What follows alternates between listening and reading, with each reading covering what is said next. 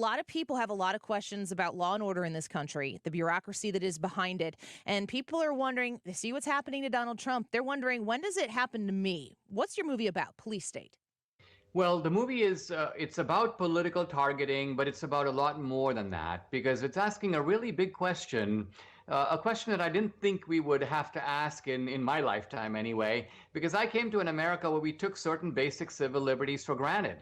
Right to free speech, right to conscience, right to assemble, to petition the government, equal justice under the law, and suddenly all of these things are called into question. And it's all happened very rapidly. So if you think of the distinguishing elements of police states abroad, you have to say, well, they've got mass surveillance. They've got a regime of censorship. They've got ideological indoctrination in the schools and in the media. They've got criminalization of political dissent, the attempt to establish a one-party state. They've got political prisoners. And wow, Annie, I mean, I look around and say, we got all those things right now in America. So this becomes a very timely and urgent question. Are we becoming a police state? That's the theme of this film. Well, I can't wait to see it. You have done such a great job in so many of the different films. You take so many of the things that are floating around in the minds of Americans like mine, but you string them all together in a story that is, you just have a really, really great gift of storytelling.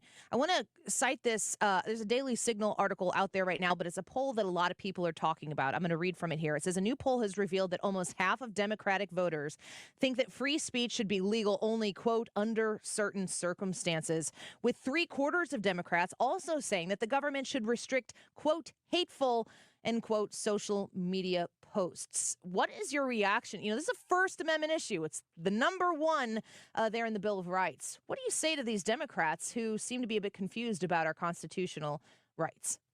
Well, I mean, the first thing I have to say to them is that you are the people who are helping to build this police state, right? In other words, there are Democrats who say to me, "Oh, Dinesh, I don't know what you're doing because I'm never going to be thrown off social media, and I don't think the FBI is going to come and bang on my door." And I go, "You're quite right. At least you're right in the short term because you're part of the constituency that's constructing the police state. Eventually, even you will be in danger, but that's down the road."